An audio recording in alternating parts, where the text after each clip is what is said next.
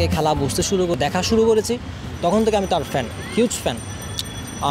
মূলত তার জন্য ক্রিকেট খেলা দেখা এখনও পর্যন্ত, যতদিন সে খেলবে হয়তোবা আমি ততদিন খেলা দেখব, অন্যথায় দেখা হবে। আচ্ছা, বিরাট কোহলি তো আনুষ্কা আছে, আপনার কি আনুষ্কা আছে? আচ্ছা, আরেকটা বিষয় হচ্ছে যে আপনি দেখছেন যে আপনাকে দেখতে ঠিক লুকস লাইক বিরাট কোহলি, এবং আপনার হাঁটা চলা ফিজিক্যাল মুভমেন্ট সব বিরাট কোহলির সাথে অনেকটা ম্যাচ করে, এবং এটা নিয়ে মানুষের মাঝে কিন্তু একটা এক্সাইটমেন্ট কাজ করে। আপনি কি মনে প্রশ্ন জাগে না যদি আপনি বিরাট কোহলি হতেন তাহলে? না, আমি সবসময় বলি যে সে কিং, তার পায়ের নোকের যোগ্যতা আমি রাখি না। আমি শুধুমাত্র তারই ফ্যান হিসেবে আমি তাকে ফলো করি, তার প্যাশন, তার এই স্টাইল। হতে পারে হয়তোবা দেখতে তার মতো, তবে তার জায়গায় পৌঁছাতে পারবো না। সে কিং।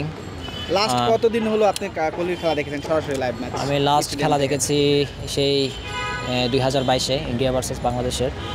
সেঞ্চুরি করছিল সে, ওইটা যে আমার সৌভাগ্য। আসলে তার সেঞ্চুরি দেখতে পারাটা সৌভাগ্যের বিষয় ছিল।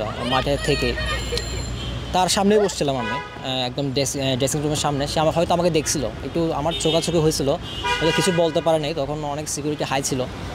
চেষ্টা করেছিলাম যে ছবি তোলার, হাত মিলাইছি, তবে ছবি তুলতে পারি নাই। ওই যে কোথায়, কোন স্টেডিয়ামে? এই জোহর আহমেদ চৌধুরী স্টেডিয়ামে, ওখানে।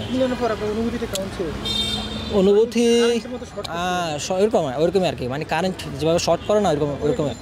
হ্যাঁ, এটার বিস্তারিত বলা যাবে না, কারণ এখনও পর্যন্ত আমি ওইটা নিয়ে আফসোস করি যে আমি কেন একটা ছবি তুলতে পারি নাই। ওই যে বলতেছি না যে তাকে দেখছি, যে আমার লাগতেছিল যে আসলে কি সে, ওইরকম আর কি।